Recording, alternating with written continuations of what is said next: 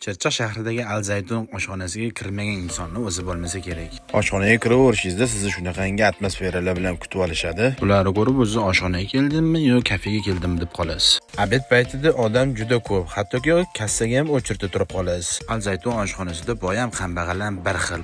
Sababi bu yerda ofitsiant yo'q. Hamma o'ziga o'zi xizmat qiladi. Xilma-xilli ovqatlari ko'rib, hatto ko'zlaringiz ham dovdirab qoladi, qaysi birini yesam bo'lar ekan deb. Al Zaytun oshxonasi ertalabki 6:00 dan boshlab faoliyatini boshlaydi.